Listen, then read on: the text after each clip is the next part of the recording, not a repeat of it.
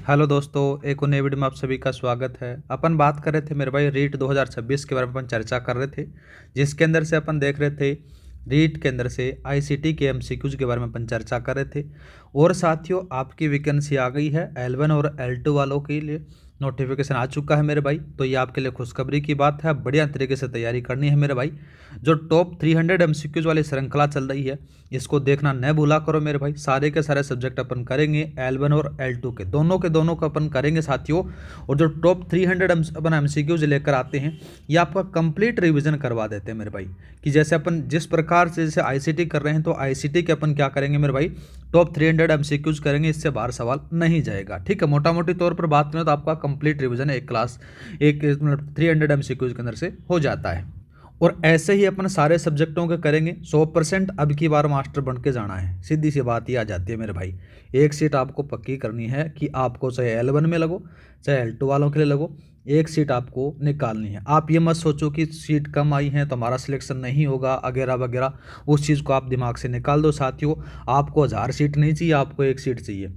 Master एक बार ही आपको बनना है साथियों, बाद में आप second grade third grade first grade की तैयारी करते रहना। लेकिन रीट के अंदर से साथियों आपको एक सीट निकालनी है। और जो 300 एमसीक्यूज वाली श्रृंखला देख लेते हो मेरे भाई, तो इसके अंदर से 100% मैं आपसे दावा करता हूँ कि इससे बाहर सवाल नहीं जाएगा। इस प्रकार से सारे के सारे सवाल हैं वो डिजाइन किए गए हैं। या फिर आप मेरा पीछे के अंदर से उठाकर देख सकते हो, जैसे वीडियो की क्लासेज में देख सकते हो, उसमें से टॉप 100 वाले एमसीक्यूज वाली श्रृंखला चलाई थी, उसमें से सवाल आए। वीडियो वाला देख सकते हो, वीडियो के साथ में पटवार वाला देख सकते हो मेरे भाई, पटवार के साथ ही फोर्थ ग्रेड का देख सकते हो। सारी की सारी क्लासेस के अंदर से आपको कंटेंट ऐसा इस प्रकार से दिया जाता है कि आपका रिवीजन बढ़िया से हो जाए मेरे भाई। ठीक है, तो आज स्टार्ट करते हैं अपन। पहला सवाल कितने हो चुके थे? चलो 100 तक हो चुके थे। आज मैं कोशिश करूंगा कि साथियों अपन इस क्लास के अंदर से 100 एमसीक्यूज करेंगे, जिससे अपने 200 एमसीक्यूज हो जाएंगे। सवाल क्या दे रखा है? मॉनिटर पर दिखाई देने वाला प्रत्येक चित्र या ग्राफिक्स छोटे छोटे बिंदुओं से मिलकर बना होता है, जिसे जी या फिर जिन्हें क्या कहा जाता है? तो साथियों उसको क्या कहते हैं, याद रखना, उसको पिक्सल कहा जाता है।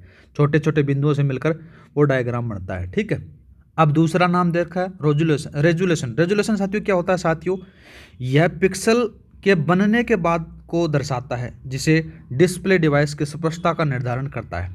ठीक है, डॉट पिच बात करें तो साथियों एक डिस्प्ले डिवाइस की में पिक्सल के मध्य की दूरी, मतलब कि दो पिक्सलों के मध्य की दूरी को होती है क्या साथियों, उसको डॉट पिच कहा जाता है। एक आता है साथियों रिफ्रेश रेट। रिफ्रेश रेट क्या होता है मेरे भाई? यह डिस्प्ले डिवाइस की स्क्रीन को प्रति सेकंड रिफ्रेश करने की वाली संख्या होती है, जिसको हर्ट्ज में मापा जाता है। सारी की सारी चीज़ें समझ में आ चुकी होगी। नेक्स्ट बात करते हैं, दूसरा कौन सा दे रखा है? प्रथम पीढ़ी के कंप्यूटर 1942 से 1955 में मुख्य रूप से किस हार्डवेयर और मेमोरी का उपयोग किया जाता था? तो आपको सबका पता है मेरे भाई, किसका प्रयोग किया जाता था? वैक्यूम ट्यूब का प्रयोग किया जाता था पहली पीढ़ी के अंदर से। ठीक है, तो अपना ऑप्शन ये हो जाता है। ट्रांजिस्टर और कोर मेमोरी के बारे में बात करें तो साथियों ये सेकंड पीढ़ी थी। कौन सी थी? सेकंड पीढ़ी थी। दूसरा बात करें आईसी, तो साथियों आईसी और कोर मेमोरी के अंदर से ये तीसरी पीढ़ी में हो गया। और वीएलएसआई के अंदर से बात करें तो साथियों चौथी पीढ़ी में हो गया। और एक और याद रखना मेरे भाई, ULSI ultra large scale integration के अंदर से साथियों ये पाँचवीं पीढ़ी में प्रयोग हो रहा है वर्तमान के अंदर से। ठीक है, 500 पीढ़ियाँ आपको पता चल चुकी हैं। आगे बात करते हैं, दूसरा कौन सा दे रखा है? 103 का सवाल दे रखा है। देखो सवाल है, वह सॉफ्टवेयर जिसे एक उपयोगकर्ता द्वारा या फिर एंड यूजर द्वारा विभिन्न प्रकार के कार्यों को करने हेतु उपयोग किया जाता है, क्या कहलाता है? तो साथियों याद रखना, वो कहलाता है एप्लीकेशन सॉफ्टवेयर। कौन सा कहलाता है? एप्लीकेशन सॉफ्टवेयर साथियों एंड यूजर सॉफ्टवेयर कहलाता है। और इसका उपयोग होता है वो यूजर विभिन्न प्रकार के कार्य करने के लिए करता है। ठीक है, दूसरा बात करते हैं कि आता है यूटिलिटी सॉफ्टवेयर। यूटिलिटी सॉफ्टवेयर क्या होता है साथियों? यह सिस्टम सॉफ्टवेयर का हिस्सा होता है। और सिस्टम सॉफ्टवेयर की जो सिस्टम की क्या करता है, जो वर्किंग एफिशिएंसी होती है, फिर बोल सकते हैं कि कार्य क्षमता को बेहतर बनाता है। दूसरा बात करते हैं सिस्टम सॉफ्टवेयर, आपको सबको पता है साथियों, यह एक हार्डवेयर से संबंधित आ जाता है, जिसके अंदर से साथियों क्या होता है कि सिस्टम सॉफ्टवेयर के अंदर से बात की जाए कि हार्डवेयर और यूजर के अंदर से इंटरकनेक्शन का काम करता है मेन रूप से। जैसे ऑपरेटिंग सिस्टम हो गया, एक सिस्टम सॉफ्टवेयर है। ठीक है, तो जैसे आपके पास में एक सिस्टम है, जैसे आपके पास में कोई कंप्यूटर है, इस कंप्यूटर के अंदर से आपके पास में कोई ऑपरेटिंग सिस्टम नहीं है, तो एक कबाड़ है। ठीक है, क्योंकि आपके साथ में ये इंटरेक्शन नहीं कर पाएगा, ना ही आपके पास में कम्युनिकेशन नहीं कर पाएगा जब तक इसके अंदर से सिस्टम सॉफ्टवेयर या फिर कोई ओएस नहीं है। ठीक है, नेक्स्ट बात करते हैं। दूसरा कौन सा दे रखा है मेरे भाई, सवाल दे रखा है डीवीडी। डीवीडी के बारे में बात करें तो देखो साथियों, डिजिटल वीडियो डिस्क, ठीक है, कि स्टोरेज क्षमता कितनी होती है, तो कितनी होती है मेरे भाई, याद रखना 4.7 से लेकर 17 GB तक होती है। ऑप्शन नंबर आपका सी सही रहेगा। ठीक है, और बात करें साथियों 700 MB किसकी होती है, CD की होती है, बोले तो कॉम्पैक्ट डिस्क की होती है। एक आता साथियों 25 GB से 500 GB तक जो स्टोरेज क्षमता होती है वो किसकी होती है, वो याद रखना BRD की होती है, बोले तो ब्लू-रे डिस्क की क्षमता होती है। और वहीं बात करें तो साथियों 1.44 MB के बारे में बात करें तो साथियों यह 3.5 इंच फ्लॉपी डिस्क की क्षमता आपको देखने को मिलती है। ठीक है, समझ में आ चुका होगा। नेक्स्ट बात करते हैं, दूसरा कौन सा दे रखा है, सॉफ्टवेयर पायरेसी से क्या तात्पर्य है। सॉफ्टवेयर पायरेसी के अंदर से बात करें तो साथियों किसी पायरेट के बारे में बात करें तो किसी प्रोपायरेटरी या फिर कॉपीराइटेड सॉफ्टवेयर को बिना अनुमति के उपयोग में लिया जाता साथियों, सॉफ्टवेयर पायरेसी कहलाता है। ऑप्शन नंबर आपका सी यहाँ पर से सही रहेगा। ठीक है, नेक्स्ट बात करते हैं, सवाल दे रखा है 106 का सवाल देखो, वह सॉफ्टवेयर जो एक ही समय में एक से अधिक यूजर को एक साथ कार्य करने की सुविधा प्रदान करता है क्या कहलाता है साथियों, तो क्या कहलाता है, वो याद रखना मल्टी यूजर ओएस कहलाता है। ठीक है, ऑप्शन नंबर आपका सी यहाँ पर से सही रहेगा। ठीक है, मल्टी यूजर के अंदर से एग्जाम्पल पूछ सकता है, तो कौन कौन से आएंगे, एक तो लिनक्स आ गया, ठीक है, लिनक्स के साथ में दूसरा कौन सा आएगा मेरे भाई, यूनिक्स आ जाता है। ये सारे के सारे साथियों क्या हैं, मल्टी यूजर आ जाते हैं, दोनों के दोनों याद रख लेना। सिंगल यूजर बात करें तो साथियों इसके अंदर से ये एक समय में केवल एक ही यूजर कार्य कर सकता है, जैसे MS DOS हो गया। ठीक है, नेक्स्ट बात करते हैं, दूसरा कौन सा दे रखा है मेरे भाई, किस पीढ़ी के कंप्यूटर में IC बोले तो इंटीग्रेटेड सर्किट का उपयोग किया जाता था, तो साथियों कौन सी पीढ़ी के अंदर से प्रयोग किया जाता था, तो याद रखना तीसरी पीढ़ी थी। तीसरी पीढ़ी के अंदर से IC का प्रयोग होने लग गया था, और तीसरी पीढ़ी थी 1966 से लेकर 1975 के अंदर से। ठीक है, और चौथी पीढ़ी में बात करें तो साथियों VLSI का प्रयोग होने लगा था, और दूसरी पीढ़ी में बात करें तो साथियों का था ट्रांजिस्टर था, क्या था, ट्रांजिस्टर था, और पहली पीढ़ी में आपको सबको पता है कि वैक्यूम ट्यूब का प्रयोग होता था। ठीक है, नेक्स्ट बात करते हैं मेरे भाई, सवाल दे रखा है 108 का देखो, मॉनिटर डिस्प्ले पर रेजोल्यूशन का क्या कार्य है, तो साथियों रेजोल्यूशन का जो कार्य होता है यह डिस्प्ले डिवाइस की स्पष्टता को निर्धारित करता है। ऑप्शन नंबर आपका सी यहाँ पर से सही रहेगा। नेक्स्ट बात करते हैं, जैसे आपके पास में दे रखा है यह पिक्सल के मध्य की दूरी है, तो पिक्सल के मध्य की दूरी क्या होती है साथियों, डॉट पिच होती है, ये थोड़ा सा याद रखना, पूछ सकता है। दूसरा बात करें, यह स्क्रीन को प्रति सेकंड रिफ्रेश करने की संख्या होती है, तो उसको रिफ्रेश रेट कहा जाता है। ठीक है, दूसरा बात करते हैं मेरे भाई, एक दे रखा है यह डिस्प्ले डिवाइस की चौड़ाई और ऊंचाई का अनुपात है, नहीं भाई उसको क्या कहते हैं, ऑक्सपेक्ट रेशियो कहा जाता है। ठीक है, नेक्स्ट बात करते हैं, सवाल कौन सा दे रखा है देखो, हार्ड डिस्क ड्राइव HDD को जोड़ने के लिए किस इंटरफेस पोर्ट को का उपयोग किया जाता है, तो वो आएगा साथियों SATA। ठीक है, नेक्स्ट बात करते हैं मेरे भाई, सवाल दे रखा है निम्न में से कौन सी भाषा एक उच्च स्तरीय भाषा है, बोले तो हाई लेवल लैंग्वेज नहीं है, वो पूछा गया। क्वेश्चन को ध्यान से पढ़ोगे मेरे भाई आराम से सवाल हो जाएगा। तो कौन सी नहीं है मेरे भाई, यहाँ पर से बाइनरी लैंग्वेज है, ये हाई लेवल लैंग्वेज नहीं आती है। उच्च स्तरीय भाषाओं के अंदर से बात करें तो साथियों जैसे C++, जावा, कोबोल, बेसिक, फोर्टोन, SQL ये सारी होती हैं। ठीक है, जबकि बाइनरी भाषा के अंदर से साथियों 0 और 1 में काम होता है, और ये लोअर लेवल लैंग्वेज के अंदर से शामिल होती है और मशीनी भाषा है। ठीक है, नेक्स्ट बात करते हैं मेरे भाई, दूसरा कौन सा दे रखा है देखो, 111 का सवाल दे रखा है। बात करें देखो कथन और कारण वाला देते हैं कि कैश मेमोरी अस्थायी होती है क्योंकि इसमें SRAM स्टैटिक रैम का उपयोग होता है, और यह लोकलिटी को रेफरेंस करने के सिद्धांत पर कार्य करती है, बात सही है। दूसरा बात करें मेरे भाई, कारण क्या दे रखा है कि SRAM को नियमित अंतराल पर रिफ्रेश करने की आवश्यकता नहीं होती है, लेकिन DRAM dynamic random access memory को तुलना में अधिक तेज और महंगी होती है, यह बात भी सही है, लेकिन व्याख्या नहीं कर रहे मेरे भाई, तो साथियों ऑप्शन नंबर आपका B यहाँ पर से सही रहेगा। ठीक है, नेक्स्ट बात करते हैं, दोबारा से कथन और कारण वाला सवाल दे रखा है मेरे भाई। कथन और कारण वाले के बारे में अपन बात करें तो देखो साथियों कौन सा आएगा, देखो पहला बात करते हैं, एक उच्च स्तरीय भाषा बोले तो हाई लेवल लैंग्वेज पर लिखे गए प्रोग्राम सामान्यतः अन्य हार्डवेयर पर चलाए जा सकते हैं, बात सही है मेरे भाई। दूसरा बात करें, उच्च स्तरीय भाषाएं एक हार्डवेयर पर आधारित नहीं होती हैं, जबकि निम्न स्तरीय भाषाएं हार्डवेयर पर आधारित होती है, मतलब कि जिस पर काम किया गया उसी पर काम होती है। लो लेवल लैंग्वेज के अंदर से बात करें तो ये बात भी सही है और कारण और कथन की सही व्याख्या कर रहा है, तो ऑप्शन नंबर आपका ए सही रहेगा।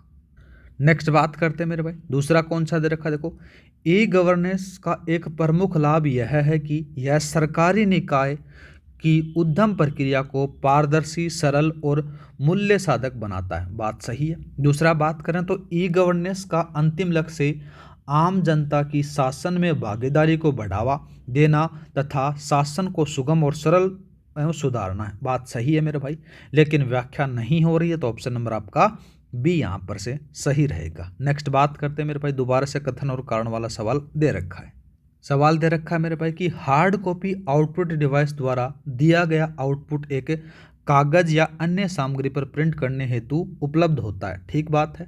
दूसरा बात करें, प्लॉटर एक हार्ड कॉपी आउटपुट डिवाइस है जिसका उपयोग सीडेक कंप्यूटर एडेड डिजाइन के क्षेत्र में अधिक गुणवत्ता के साथ चित्र, मानचित्र आदि को प्रिंट करने के लिए किया जाता है, बात सही है। व्याख्या नहीं हो रही है, तो ऑप्शन नंबर आपका बी लगा दो। दोनों कथन सही है, लेकिन कारण और कथन की सही व्याख्या नहीं करता है।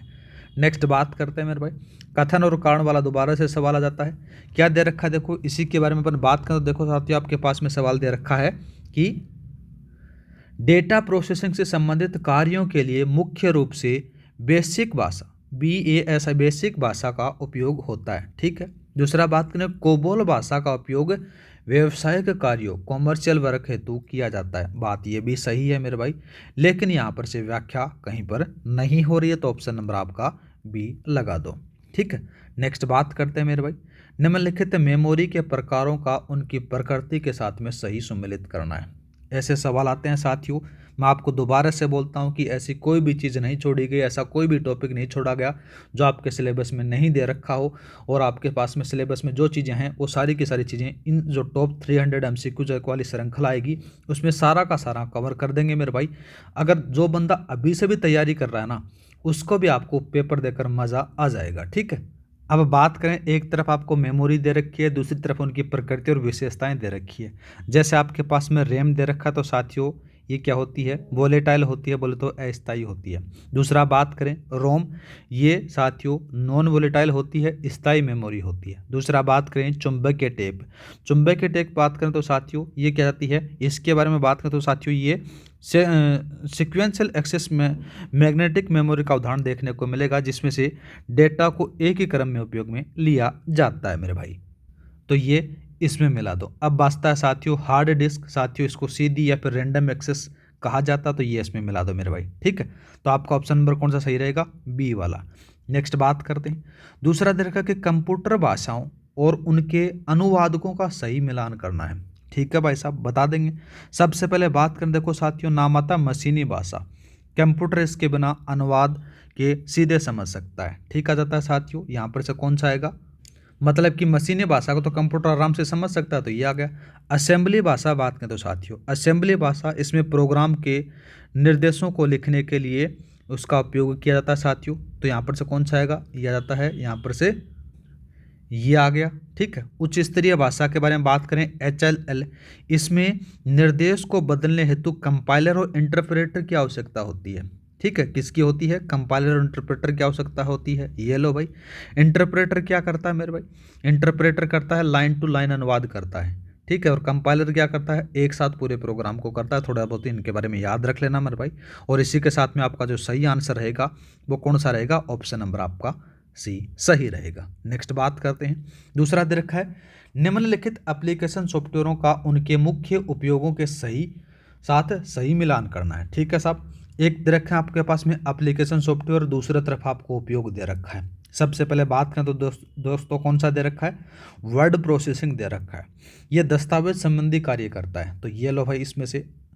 दूसरा बात करते हैं इलेक्ट्रॉनिक स्प्रेडशीट, बोले तो MS एक्सेल दे रखा है, तो ये MS एक्सेल क्या करेगा मेरे भाई, तो इसके बारे में बात करें तो साथियों रिकॉर्ड बनाना और गणनाएं करना इसका काम होता है, ये लो भाई। प्रस्तुतिकरण बोले तो MS पावर पॉइंट के अंदर से साथियों क्या होता है, यहाँ पर से आपको देखने को मिलेगा स्लाइड शो चलाना। ये लो भाई। दूसरा बात करें डेटा बेस सॉफ्टवेयर, जो बोले तो MS एक्सेस दे रखा तो डेटा का प्रबंधन करता है, तो बोले तो डेटा का मैनेजमेंट करता है, तो ये इसमें मिला दो मेरे भाई। तो आपका जो सही आंसर रहेगा वो कौन सा रहने वाला है, तो वो याद रखना ऑप्शन नंबर आपका बी रहने वाला है। नेक्स्ट बात करते हैं मेरे भाई, दूसरा दे रखा है 19 का सवाल है कि ऑपरेटिंग सिस्टम की कौन सी श्रेणी में प्रोसेसिंग के लिए एक प्रोसेस का टाइम स्लाइस के आधार पर निष्पादन किया जाता है। तो साथियों वो कौन सा आता है, वो याद रखना टाइम शेयरिंग ऑपरेटिंग सिस्टम होता है वो। ऑप्शन नंबर आपका बी यहाँ पर से सही रहेगा, डी। ठीक है, नेक्स्ट बात करते हैं। सवाल दे रखा कि हार्ड डिस्क के संबंध में निम्नलिखित में से कौन सा कथन असत्य है, वो पूछा गया है। तो हार्ड डिस्क के बारे में बात करें साथियों, असत्य कौन सा आता है उसी के बारे में बात की जाए। यहाँ पर से दे रखा है कि साथियों इसमें डेटा को एक क्रम बोले तो इसे सिक्वेंशियल में संग्रहित किया जाता है, बात गलत आती है साथियों। हार्ड डिस्क के अंदर से जो डेटा होता है वो रैंडम तरीके से साथियों क्या कहता जाता है, यहाँ पर से एक्सेस किया जाता है। ठीक है, नेक्स्ट बात करते हैं दूसरा कौन सा दे रखा है। दूसरा दे रखा है 121 का सवाल।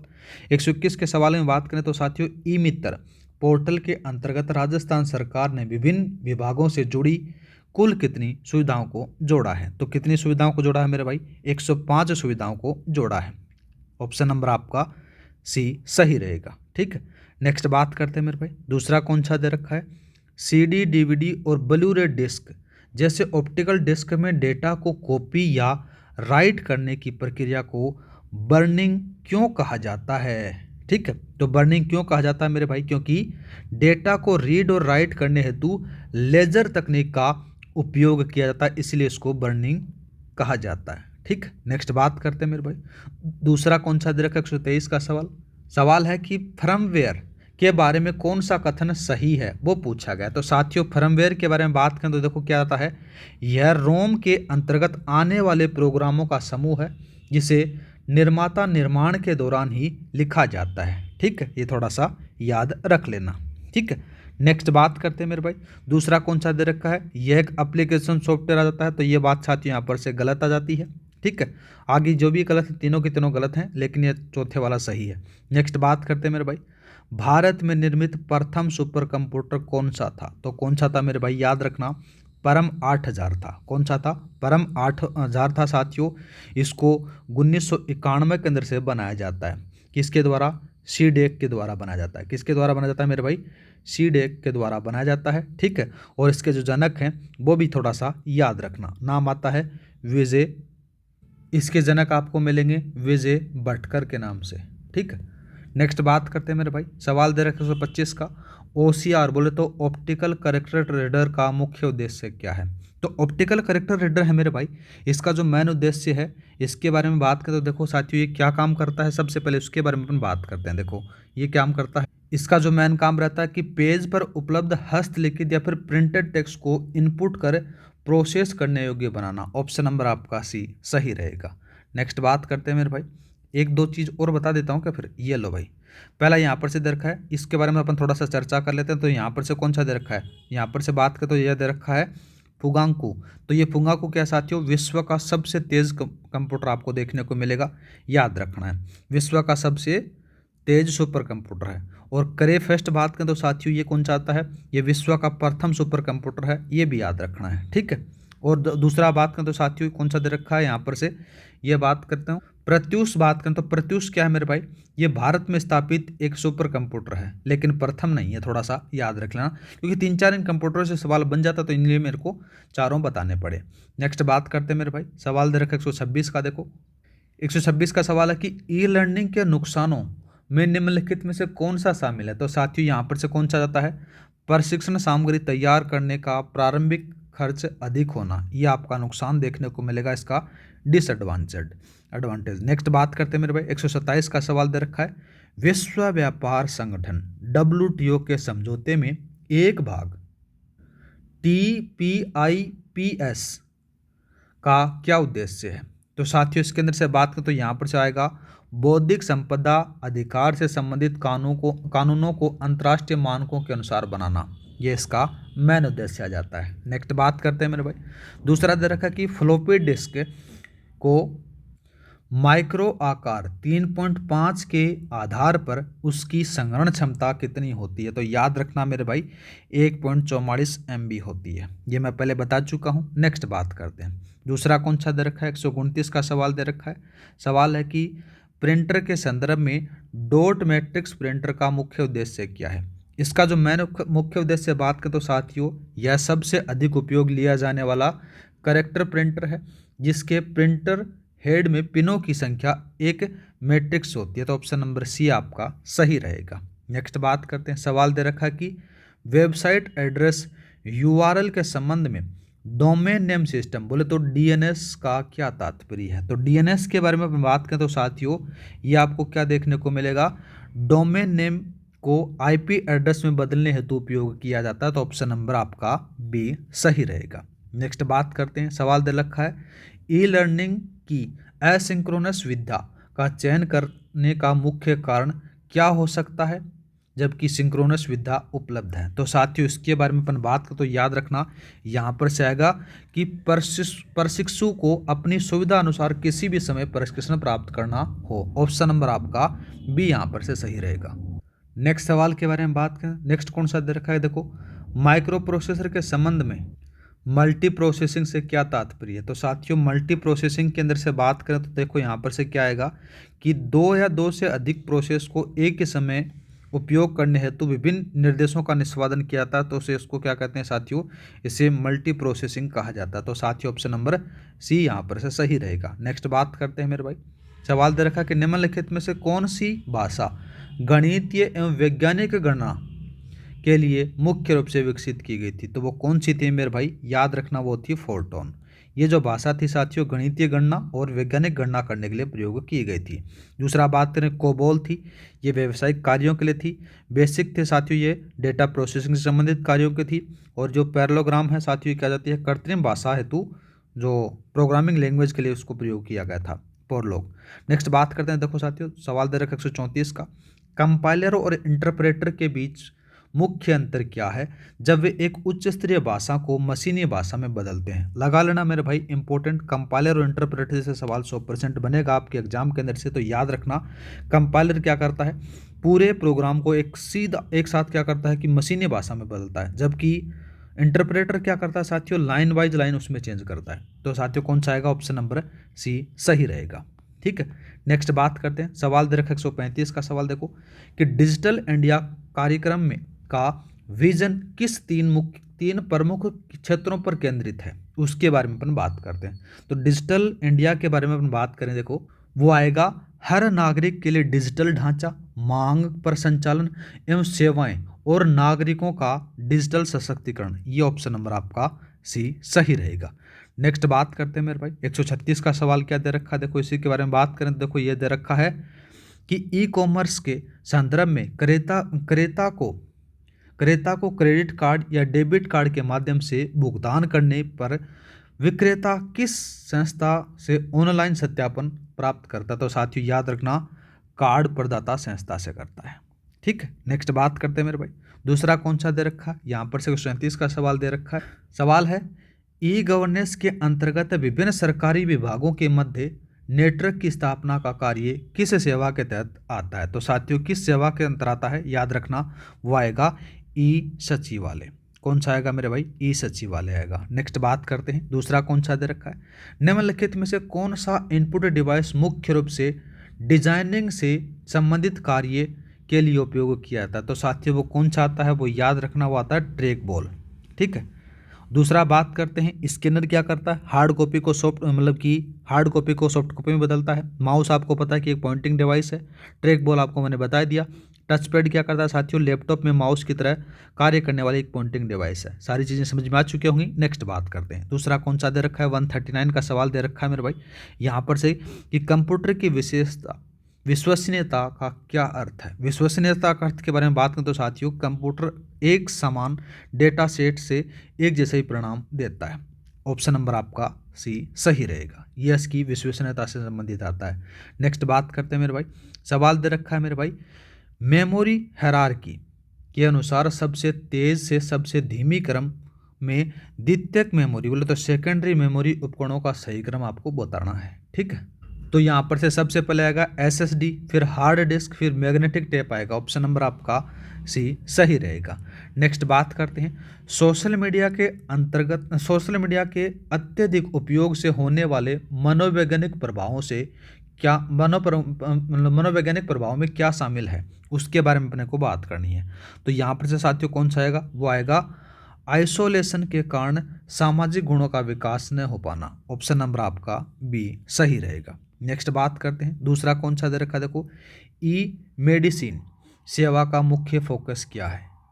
तो साथियों ई मेडिसिन का जो मुख्य सेवा का मुख्य फोकस है, देश के विभिन्न भागों में स्थित चिकित्सालयों का नेटवर्क स्थापित कर बेहतर स्वास्थ्य सेवाएं प्रदान करना। ऑप्शन नंबर आपका बी सही रहेगा।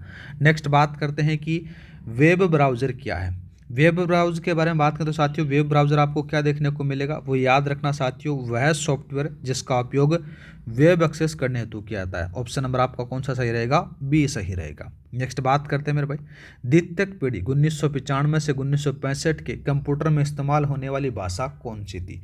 तो कौन सी भाषा थी मेरे भाई, इसके अंदर से बात करें तो देखो कौन सी आएगी, वो आएगी असेंबली भाषा और कोबॉल फोर्टन। ऑप्शन नंबर आपका बी सही रहेगा।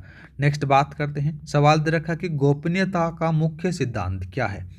गोपनीयता के बारे में अपन बात करें तो साथियों गोपनीयता के अंदर से कौन सा आएगा, ये याद रखना साथियों कि अधिकृत व्यक्ति द्वारा ही डेटा को उपयोग का अधिकार होना। ऑप्शन नंबर आपका बी सही रहेगा। नेक्स्ट बात करते हैं प्रिंटर के रेजोल्यूशन को किस इकाई में मापा जाता है। तो साथियों किस में मापा जाता है, प्रिंटर का जो रेजोल्यूशन होता है वो याद रखना डीपीआई में मापा जाता है, डॉट पर इंच। ऑप्शन नंबर आपका डी सही रहेगा। ठीक है। नेक्स्ट बात करें देखो साथियों यहाँ पर से पीपीएम क्या है। पीपीएम बात करें तो देखो पीपीएम आ जाता है पेज पर मिनट, इसके अंदर से लेजर प्रिंटर की गति मापते हैं। एक आता है साथियों सीपीएस करेक्टर प्रिंटर की गति को मापा जाता है। एक आता है साथियों एलपीएस लाइन पर मिनट, साथियों उसमें से लाइन प्रिंटर की गति को मापा जाता है। ये सारी चीज़ें आपको समझ में आ चुकी होंगी। नेक्स्ट बात करते हैं 147 का सवाल है एक डिजिटल कंप्यूटर डेटा को किस रूप में फोकस करता है। तो किस में फोकस करता है मेरे भाई, याद रखना डिजिटल कंप्यूटर के बारे में बात हो रही है, वो करेगा असतत आंकड़ों के अंदर से आपको करता है। ठीक है। इसके अंदर से बात करें तो देखो साथियों 0 और 1 के अंदर से बात हो रही है, तो ये याद रखना 0 और 1 के अंदर से उसमें वो काम करता है। नेक्स्ट बात करें सोशल मीडिया के कारण वैश्विक ग्राम ग्लोबल विलेज की संकल्पना सफल हुई, इस संदर्भ में वैश्विक ग्राम से क्या तात्पर्य है। वैश्विक ग्राम के अंदर से बात करें तो साथियों पूरी धरती का एक गांव बन जाता है जहां सूचना प्रौद्योगिकी से दूरियां मिट जाती हैं, ये विलेज ग्राम वैश्विक ग्राम आता है। ऑप्शन नंबर आपका सी सही रहेगा। नेक्स्ट बात करते हैं मेरे भाई, सवाल दे रखा है इलेक्ट्रॉनिक फंड ट्रांसफर ईएफटी के संदर्भ में आरटीजीएस का पूर्ण रूप आपसे पूछा गया है। तो आरटीजीएस की full form real time gross settlement. Option number आपका सी सही रहेगा। नेक्स्ट बात करते हैं मेरे भाई, सवाल दे रखा 150 का सवाल है वह मेमोरी जो सीपीयू तथा मुख्य मेमोरी के मध्य स्थित होती है जिसका उपयोग सीपीयू द्वारा बार बार उपयोग लिए जाने वाले डेटा एवं निर्देशों को जल्दी उपलब्ध करवाने हेतु किया जाता है। तो कौन सी आती है मेरे भाई, केस मेमोरी आती है। कौन सी आती है लाडले, केस मेमोरी आती है, थोड़ा सा याद रखना। रैम बात करें तो स्थायी मेमोरी होती है। डी रैम बात करें तो साथियों मुख्य मेमोरी का प्रकार आपको देखने को मिलेगा। सेकेंडरी मेमोरी आपको पता है कि भाई मेमोरी होती है। नेक्स्ट बात करते हैं 151 का सवाल आपके पास में दे रखा है। सवाल है कि इलेक्ट्रॉनिक तरीकों के द्वारा सीखने प्रशिक्षण या फिर शिक्षा के प्रोग्रामों का प्रतिपादन करना क्या कहलाता है। तो साथियों वो क्या कहलाता है, ई लर्निंग कहलाता है। ऑप्शन नंबर आपका बी सी सही रहेगा। नेक्स्ट बात करते हैं ई लर्निंग की सिंक्रोनस विधा का निम्नलिखित में से कौन सा एक उदाहरण है। तो वो कौन सा आता है मेरे भाई, याद रखना वो आपको देखने को मिलेगा audio video conferencing. Option number आपका बी सही रहेगा। नेक्स्ट बात करते हैं एसिंक्रोनस लर्निंग का मुख्य विशेषता क्या है। एसिंक्रोनस की मुख्य विशेषताओं के अंदर से बात करें तो साथियों प्रशिक्षु और प्रशिक्षक के मध्य वास्तविक समय में अन्योन्य क्रिया नहीं होती है। ठीक है। ऑप्शन नंबर आपका बी सही रहेगा। नेक्स्ट बात करते हैं ई लर्निंग का सबसे बड़ा लाभ क्या है। ई लर्निंग का जो सबसे बड़ा लाभ आपको देखने को मिलेगा मेरे भाई, वो आएगा प्रशिक्षु का अपनी सुविधा अनुसार किसी भी समय प्रशिक्षण प्राप्त करना आता है एसिंक्रोनस में। ऑप्शन नंबर आपका बी सही रहेगा। नेक्स्ट बात करते हैं मेरे भाई, सवाल दे रखा है कि ईमेल के माध्यम से भेजे जाने वाले जंक या फिर अवांछित मेलों को क्या कहा जाता है? तो साथियों उनको क्या कहते हैं? स्पैम कहा जाता है। नेक्स्ट बात करते हैं मेरे दूसरा कौन सा दे रखा है? देखो यहाँ पर से क्लाउड स्टोरेज द्वारा प्रदान की जाने वाली सेवाओं में निम्नलिखित में से कौन सा शामिल नहीं है? तो कौन सा नहीं है मेरे भाई? टास्क नहीं है। बोले तो ट्रांजैक्शन एज ए सर्विस शामिल नहीं है, और सारे आपको देखने को मिलेंगे। नेक्स्ट बात करते हैं साहित्यिक चोरी की परिभाषा के अनुसार यह कब होती है? तो साहित्यिक चोरी के बारे में बात होती है साथियों, ये आती है जब किसी लेखक द्वारा दूसरे की भाषा विचार शैली की नकल करने के लिए उसे अपने मौलिक कृति के रूप में प्रकाशित किया जाता है। यह साहित्यिक चोरी के अंदर से आता है। नेक्स्ट बात करते हैं मेरे भाई, सवाल दे रखा कि शिक्षा के क्षेत्र में विद्यार्थी, शिक्षक या फिर शोधकर्ता द्वारा दी गई साहित्यिक चोरी को क्या कहा जाता है? तो उसको क्या कहते हैं मेरे भाई? याद रखना, उसको कहा जाता है एकेडमिक डिसऑनेस्टी कहा जाता है। बोले तो शैक्षणिक बेईमानी। नेक्स्ट बात करते हैं गोपनीयता से क्या तात्पर्य है? गोपनीयता के अंदर से बात करें तो साथियों इसके अंदर से आपको देखने को मिलेगा कि अनधिकृत व्यक्ति द्वारा डेटा को उपयोग का अधिकार होना, ये आएगा। नेक्स्ट बात करते हैं मेरे भाई, सवाल दे रखा है कि आईपीआर का मुख्य उद्देश्य आपसे पूछा गया है। आईपीआर का जो मुख्य उद्देश्य आएगा मेरे भाई, वो आपको देखने को मिलेगा कि मौलिक तथा उत्पादक कार्य करने के लिए प्रेरित करना और नकल या चोरी करने की प्रवृत्ति पर रोक लगाना आएगा। ठीक है। नेक्स्ट बात करते हैं दूसरा कौन सा रहेगा? कथन और कारण वाले सवाल आपके पास में देखने को मिल रहे हैं। और साथियों थोड़ा सा लाइक और शेयर सब्सक्राइब कर दिया करो, जिससे मेरे को मोटिवेशन मिले। और देखो साथियों, आपको सचमुच में मज़ा आ रहा है तो ही लाइक करना साथियों, सब्सक्राइब करना और वीडियो को आगे अपने दोस्तों के साथ में शेयर करना, जिससे उनका भी भला हो सके। साथियों रीट L1 और L2 दोनों के बारे में अपन चर्चा करेंगे। टॉप 300 MCQs लेकर आ रहे हैं मेरे भाई, और हर सब्जेक्ट का अपन करेंगे, जिससे आपका रिवीजन बढ़िया तरीके से हो जाए। मैंने रूप से बात करें तो साथियों अपन रिवीजन के लिए ही क्लासेज चलाते हैं। नेक्स्ट बात करें, देखो कथन और कारण के बारे में बात हो रही है। ई कॉमर्स ने उत्पादक और क्रेता के मध्य मध्यस्थों की श्रृंखला को छोटा कर दिया है। बात सही है मेरे भाई। दूसरा बात करें, देखो दूसरा कौन सा दे रखा है? दूसरा दे रखा है कि e commerce showroom, commission agent और सेल्समैन की आवश्यकताओं को समाप्त कर देना, जिससे विपणन लागत कम आती है। बात सही है साथियों। और कारण व कथन की सही व्याख्या कर रहा तो ऑप्शन नंबर आप बी लगा दो। नेक्स्ट बात करते हैं मेरे भाई, सवाल दे रखा कि ऑप्टिकल फाइबर केबल हेतु विद्युत तरंगों के स्थान पर प्रकाशीय तरंगें, बोले तो लाइट वेव्स का उपयोग करती हैं। बात सही है।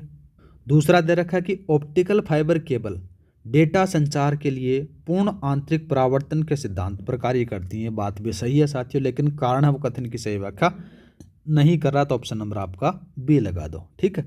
नेक्स्ट बात करते हैं, दोबारा से सवाल दे रखा है कंपाइलर पूरे प्रोग्राम को एक साथ मशीनी भाषा में बदलता है। ठीक है। इंटरप्रेटर पूरे प्रोग्राम को बदलने से पहले त्रुटियां को ढूंढता है। यह बात यहाँ पर से गलत आती है, क्योंकि इंटरप्रेटर क्या करता है साथियों? लाइन बाइज लाइन प्रोग्रामी भाषा, जो प्रोग्राम भाषा होती है उसको मशीनी भाषा में बदलता है। ठीक है। तो यहाँ पर से इसलिए असत्य आ जाता है, तो ऑप्शन नंबर आपका सी सही रहेगा।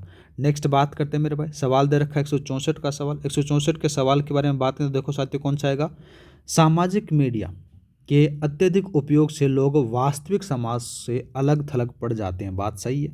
सामाजिक मीडिया व्यक्ति को एक परोक्ष माध्यम देता है, लेकिन इससे उसे सामाजिक गुणों का विकास नहीं हो पाता है। यह बात भी सही है। कारण और कथन की सही व्याख्या कर रहा तो ऑप्शन नंबर आपका ए लगा दो। नेक्स्ट बात करते हैं मेरे भाई, दूसरा कौन सा दे रखा है? 165 का सवाल दे रखा है। 165 का सवाल है कि डिजिटल इंडिया कार्यक्रम का विजन भारत को डिजिटल लिहाज से सशक्त समाज और ज्ञान अर्थव्यवस्था में बदलना। बात सही है। दूसरा बात करें, डिजिटल इंडिया के विजन के 3 प्रमुख क्षेत्र थे: डिजिटल ढांचा, मांग पर संचालन और सेवाएं, और डिजिटल सशक्तिकरण। बात ये भी सही है मेरे भाई, लेकिन व्याख्या नहीं हो रही है कारण से, तो ऑप्शन नंबर आपका बी सही रहेगा। नेक्स्ट बात करते हैं मेरे भाई, नेक्स्ट कौन सा दे रखा है कि निम्नलिखित ट्रांसमिशन मीडिया के प्रकारों का उनकी श्रेणी के साथ में सही मिलान करना है, वो बताना है। एक तरफ आपको मीडिया के प्रकार दे रखे हैं, दूसरी तरफ आपको श्रेणी दे रखी है। पहला नाम बात करें ट्विस्टेड पेयर केबल, तो साथियों केबल सहित मीडिया आएगा, तो ऑप्शन नंबर आपका बी लगा दो। दूसरा बात करें माइक्रोवेव ट्रांसमिशन, माइक्रोवेव ट्रांसमिशन है साथियों बेतार अनबाउंडेड मीडिया है, ये इसमें मिला दो मेरे भाई। Optical fibre cable, optical fibre cable के अंदर साथियों केबल सहित आपको देखने को मिलेगा, ये लो भाई। और सैटेलाइट तरंग ये बेतार मीडिया आती है, इससे मिला दो। तो यहाँ पर साथियों कौन सा सही आने वाला है, इसके बारे में बात करें तो ऑप्शन नंबर आपका बी सही रहेगा। नेक्स्ट बात करते हैं, निम्नलिखित सामाजिक सुरक्षा सिद्धांतों का उनके अर्थ के साथ में सही मिलान करना है। एक तरफ आपको सिद्धांत दे रखे हैं, दूसरी तरफ आपको उनके अर्थ दे रखे हैं। सबसे पहले बात करें, देखो क्या दे रखा है, गोपनीयता दे रखा है। गोपनीयता के अंदर से बात करें तो अधिकृत व्यक्ति द्वारा ही डेटा को उपयोग लेने का अधिकार आएगा। तो यहाँ पर से साथियों कौन सा आएगा, यहाँ पर से देखो ये आएगा सेकंड वाला, ये लो भाई।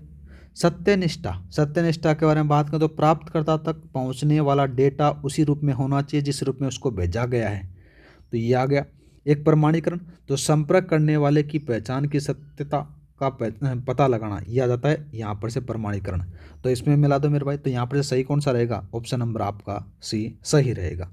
नेक्स्ट बात करते हैं मेरे भाई, निम्नलिखित कंप्यूटर पीढ़ियों का उनके हार्डवेयर और भाषाओं के साथ में सही मिलान करना है। पहला बात करते हैं, पहली जनरेशन फर्स्ट जनरेशन थी, उसके अंदर से वैक्यूम ट्यूब, चुंबकीय ड्रम और मशीनी भाषा का प्रयोग होता था। तो ये लो इसमें मिला दो। दूसरा बात करते हैं सेकंड जनरेशन।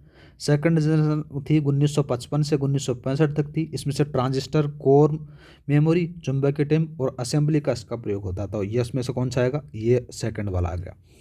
तीसरी पीढ़ी बात करें 1966 से 1975 तक थी। इसमें से आईसी, कोर मेमोरी, पास्कल इसका प्रयोग होता था। तो ये इसमें मिला दो मेरे भाई।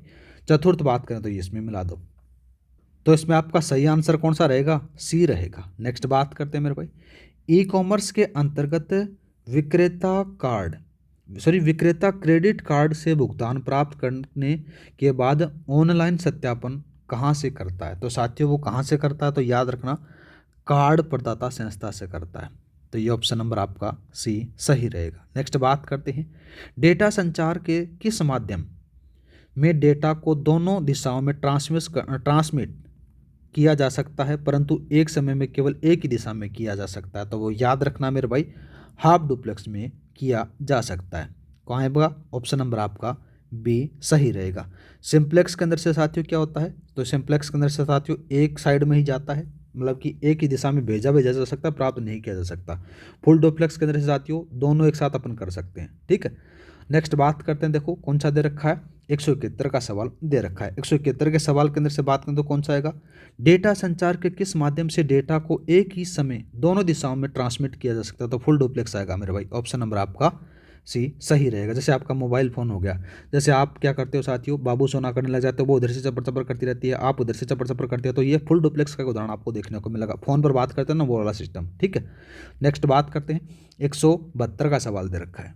सवाल है, ई गवर्नेंस के अंतर्गत नागरिकों को मोटर वाहन पंजीकरण, ड्राइविंग लाइसेंस जारी करने और कर व शुल्क जमा करने की सुविधा किस सेवा के तहत प्रदान की जाती है। तो साथियों वो ई परिवहन के अंदर से प्रदान की जाती है, ई ट्रांसपोर्ट के अंदर से, ठीक है। नेक्स्ट बात करते हैं, विश्व बौद्धिक संपदा संगठन WIPO की स्थापना किस वर्ष में हुई थी। तो किस वर्ष में स्थापना हुई थी मेरे भाई, याद रखना वो 1967 के अंदर से होती है, ठीक है। नेक्स्ट बात करते हैं, देखो दूसरा कौन सा दे रखा है, HTML बोले तो हाइपर टेक्स्ट मार्कअप लैंग्वेज किस प्रकार की भाषा और इसका उपयोग आपसे पूछा गया है, ठीक है। तो साथियों ये उच्च स्तरीय भाषा है, इसका जो उपयोग होता है वो वेब डिजाइनिंग के अंदर से प्रयोग किया जाता है। ऑप्शन नंबर आपका सी सही रहेगा। नेक्स्ट बात करते हैं, डॉट मैट्रिक्स प्रिंटर की मुख्य विशेषता आपसे पूछी गई है। तो डॉट मैट्रिक्स की जो मुख्य विशेषता आएगी, यह सबसे अधिक उपयोग लिया जाने वाला करेक्टर प्रिंटर है, जिसमें प्रिंट हेड में पिनों की संख्या एक मैट्रिक्स आपको देखने को मिलेगी। तो ऑप्शन नंबर आपका सी सही रहेगा। नेक्स्ट बात करते हैं, सवाल दे रखा कि मैग्नेटिक टेप में डेटा को किस प्रकार उपयोग में लिया जाता है। मैग्नेटिक टेप के अंदर से बात करें तो देखो साथियों यहाँ पर से कैसा आएगा, इसका जो उपयोग होता है वो एक क्रम में होता है, बोले तो सिक्वेंशियल एक्सेस उसका होता है। नेक्स्ट बात करते हैं मेरे भाई, सवाल दे रखा है कि रैम रैंडम एक्सेस मेमोरी को रीड राइट मेमोरी क्यों कहा जाता है। इसके बारे में अपन थोड़ा सा बात करें तो साथियों, क्योंकि इस मेमोरी में डेटा को रीड और राइट किया जा सकता है। ऑप्शन नंबर आपका बी सही रहेगा, ठीक है। नेक्स्ट बात करते हैं मेरे भाई, दूसरा कौन सा दे रखा है, सवाल दे रखा है कि साइबर सुरक्षा के संदर्भ में मेलवेयर का क्या तात्पर्य है। मेलवेयर के बारे में बात करें तो साथियों एक हानिकारक सॉफ्टवेयर जिसका उपयोग कंप्यूटर के संसाधनों को हानि पहुंचाने के उद्देश्य से किया जाता है। तो यहाँ पर साथियों कौन सा आएगा, ऑप्शन नंबर सी सही रहेगा। नेक्स्ट बात करते हैं, सवाल दे रखा है www पर उपलब्ध जानकारियों को ढूंढने हेतु उपयोग किया जाने वाला सॉफ्टवेयर क्या कहलाता है। तो उसको क्या कहते हैं साथियों, सर्च इंजन कहा जाता है। जैसे गूगल क्रोम हो गया, ये सारे के सारे साथियों आपको देखने को मिलेंगे, ठीक है। ओपेरा हो गया, ये सारे के सारे आपको क्या हैं, सर्च इंजन है। नेक्स्ट बात करते हैं, सॉरी मैंने यहाँ पर से थोड़ा सा गलत बताया, सर्च इंजन आपको अलग देखने को मिलेंगे जिसमें गूगल याहू ये आएंगे, ठीक है। लेकिन जो मैंने बताए थे वो एप्लीकेशन सॉफ्टवेयर थे, वेब ब्राउजर थे वो, ठीक है। नेक्स्ट बात करते हैं, सवाल दे रखा कि MAC address media access control address की पहचान किस रूप में की जाती है। तो किस रूप में की जाती है मेरे भाई, फिजिकल हार्डवेयर एड्रेस में की जाती है। तो यहाँ पर साथियों कौन सा आएगा, ऑप्शन नंबर आपका बी सही रहेगा। नेक्स्ट बात करते हैं, ई बैंकिंग के दौरान यदि कोई लिंक ईमेल या एसएमएस से प्राप्त हुआ है तो उसे क्यों नहीं खोलना चाहिए। इसलिए नहीं खोलना चाहिए कि फिशिंग द्वारा धोखाधड़ी हो सकती है, जहाँ जाली वेबसाइट पर गोपनीय जानकारी मांगी जा सकती है। तो इसीलिए तो कहते हैं जब अपन बैंक में जाते हैं तो हमारी तरफ से कोई भी कॉल नहीं किया जाएगा, कोई भी मैसेज नहीं सेंड किया जाएगा, कोई भी आपके पास में लिंक नहीं भेजा जाएगा। कोई भी काम आएगा तो हमारे बैंक में आना, और बैंक वाले आपको चक्कर कटाते रहते हैं, अभी लंच हो गया, अभी ये हो गया, और अभी ये हो गया, ठीक है, अभी आधार कार्ड की कॉपी लाओ, अभी इसकी फोटो कॉपी लेकर आओ, इस प्रकार से आपको वो काम करवाते हैं। लेकिन वो आपसे कोई भी आपके पास में लिंक नहीं भेजते, ना ही कोई मैसेज भेजते। तो साथियों किसी भी प्रकार का आपके पास में लिंक आता है तो उसको थोड़ा सा देख कर ही उस पर क्लिक करें, अदरवाइज उसको इग्नोर करने की कोशिश किया करो, ठीक है। नेक्स्ट बात करते हैं, सवाल दे रखा है 182 का। सवाल है कि कौन सा ऑपरेटिंग सिस्टम एक ही समय में एक से अधिक यूजर को एक साथ कार्य करने की सुविधा प्रदान करता है। तो साथियों वो कौन कौन सा आता है, मल्टी यूजर ऑपरेटिंग सिस्टम आता है, लिनक्स यूनिक्स, ठीक है। नेक्स्ट बात करते हैं, सवाल दे रखा कि सूचना क्रांति के कारण वैश्विक ग्राम ग्लोबल विलेज की संकल्पना सफल हुई, इस संदर्भ में मुख्य कारण क्या है, उसके बारे में अपने को देखना है। तो इसका जो मुख्य कारण आपको देखने को मिलेगा कि आईसीटी के माध्यम से दूरियों को मिटा देते हुए पूरी धरती को एक गांव बन गया। तो ऑप्शन नंबर आपका बी सही रहेगा। नेक्स्ट बात करते हैं, वह तकनीक क्या कहलाती है जिसमें चुंबकीय डिस्क में संग्रहित किए गए डेटा को किसी भी क्रम में उपयोग लिया जा सकता है। तो साथियों कौन सा आएगा वो याद रखना, यहाँ पर से आएगा कौन सा आएगा, तो ये डायरेक्ट या फिर रैंडम एक्सेस अपन इसको बोल सकते हैं। तो ऑप्शन नंबर आपका बी सही रहेगा। नेक्स्ट बात करते हैं 185 का सवाल है कि डिजिटल इंडिया कार्यक्रम का सार्वभौमिक डिजिटल साक्षरता का उद्देश्य किस विजन क्षेत्र के अंतर्गत आता है। तो याद रखना नागरिकों का डिजिटल सशक्तिकरण आता है, सशक्तिकरण, ऑप्शन नंबर आपका सी सही रहेगा। नेक्स्ट बात करते हैं मेरे भाई, सवाल दे रखा 186 का सवाल क्या जाता है, देखो विश्व व्यापार संगठन का समझौता TPIPS क्या सुनिश्चित करता है। तो साथियों क्या सुनिश्चित करेगा, सदस्य यहाँ पर से बात करें तो इसका जो सही आंसर आएगा उसके बारे में बात करें तो सदस्य देशों द्वारा अपने IPR कानून को अंतर्राष्ट्रीय मानकों के अनुसार बनाना, ऑप्शन नंबर आपका बी सही रहेगा। नेक्स्ट बात करते हैं, ईमेल में CC कार्बन कॉपी का अर्थ क्या है। कार्बन कॉपी के बारे में बात करें तो साथियों आपको क्या देखने को मिलेगा, यहाँ पर से आ जाता है CC, बोलो CC के बारे में पूछा, कार्बन कॉपी, ऑप्शन सवाल के अंदर इसे आंसर छुपा हुआ है, तो ठीक है। नेक्स्ट बात करते हैं, सवाल दे रखा है URL में टॉप लेवल कोड के रूप में .edu किस प्रकार के संगठनों को दर्शाता है। तो साथियों याद रखना ये एजुकेशन को दर्शाता है edu, ठीक है।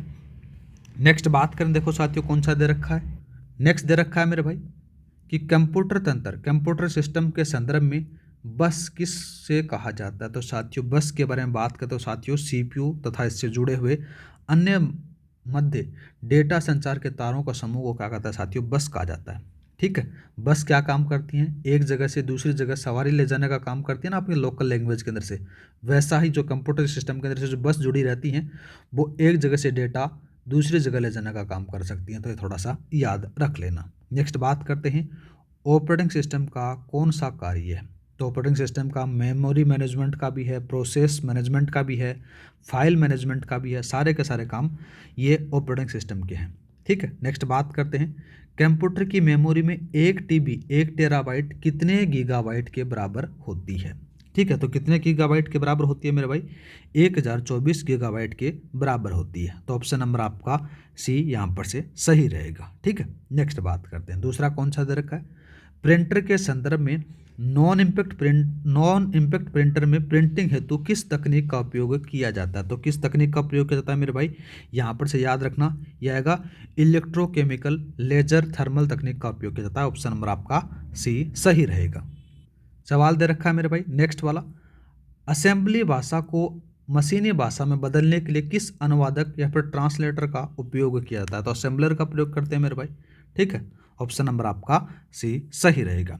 नेक्स्ट बात करते हैं, ई गवर्नेंस के अंतर्गत एक पूर्ण रूप से बंद कंप्यूटर को चालू करने की प्रक्रिया को क्या कहा जाता है? तो साथियों इसको क्या कहते हैं? कोल्ड बूटिंग कहा जाता है। क्या कहते हैं इसको?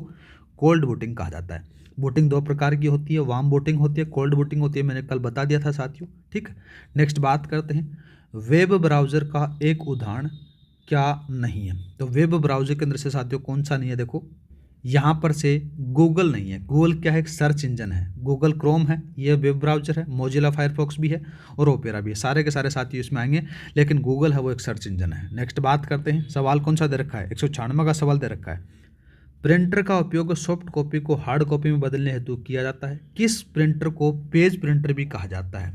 किसको कहा जाता है मेरे भाई? याद रखना, वो आता है लेजर प्रिंटर होता है, उसको कहा जाता है। ठीक है, नेक्स्ट बात करते हैं मेरे भाई, 197 का सवाल दे रखा है कि हाइब्रिड कंप्यूटर की मुख्य विशेषता क्या हो है? मुख्य विशेषताओं के अंदर से बात करें तो देखो साथियों कौन सा जाती है? इसमें से एनालॉग और डिजिटल दोनों के गुण पाए जाते हैं। तो ऑप्शन नंबर आपका सी सही रहेगा। नेक्स्ट बात करते हैं, मैक एड्रेस की लंबाई 48 बिट होती है, जिसे हमेशा किस में लिखा जाता है? तो साथियों किस में लिखा जाता है? तो याद रखना, जो मैक एड्रेस के बारे में बात करें तो उसको हेक्साडेसिमल अंक के अंदर से लिखा जाता है। ऑप्शन नंबर आपका सी सही रहेगा।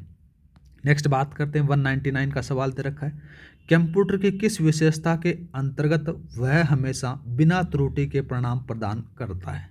तो वो कौन सा आएगा मेरे भाई? याद रखना, वो आएगा एक्यूरेसी।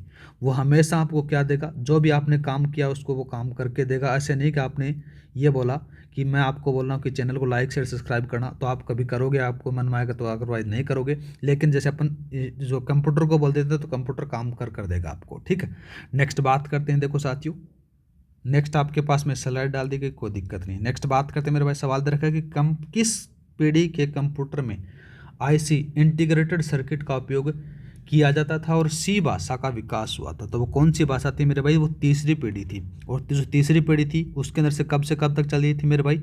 ये भी याद रखना, 1966 से लेकर 1975 के अंदर से इसका प्रयोग होने लग गया था। ठीक है, नेक्स्ट बात करें मेरे भाई। नेक्स्ट बात करने से पहले आप सभी के लिए एक सूचना है, देखो ये छोटी सी सूचना है, जैसे ही आपके पास में आईसीटी की क्लास कंप्लीट हो जाएगी, ठीक है, 300 MCQ अपन कर लेंगे, उसके बाद में अपन करेंगे साथियों इसके अंदर से राजस्थान का इतिहास करेंगे। L1 और L2 वालों के लिए 300 MCQ करेंगे मेरे भाई।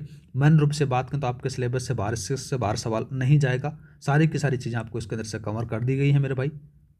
तो जैसे ही ये क्लास कंप्लीट हो जाएगी आईसीटी वाली, करीबन अपन एक क्लास और लेकर आएंगे, करीबन अपने 200 सवाल हो चुके हैं और जो 100 सवाल हैं वो अगली क्लास के अंदर से करेंगे मेरे भाई। समय का थोड़ा सा अभाव होने के कारण अगले वाली क्लास अपन कल करेंगे मेरे भाई। आज के लिए इतना ही, मिलते हैं नेक्स्ट वीडियो में। जय हिंद जय भारत। अगर वीडियो आपको सचमुच में पसंद आ रहा तो लाइक शेयर सब्सक्राइब करना न भूला करो साथियों, जिससे मेरे को मोटिवेशन मिलेगा, और मेरे को मोटिवेशन मिलेगा तो आपको क्लासेस कंटिन्यू मिलते रहेंगे मेरे भाई। हर सब्जेक्ट का अपन 300 MCQ करेंगे और 300 MCQ अपन कर लेते हैं मेरे भाई हर सब्जेक्ट का, तो कोई भी सवाल ऐसा नहीं छूटेगा जो आपने नहीं पढ़ा है, वो आपको बढ़िया तरीके से रिवीजन करवा देगा। आज के लिए इतना ही, जय हिंद जय भारत।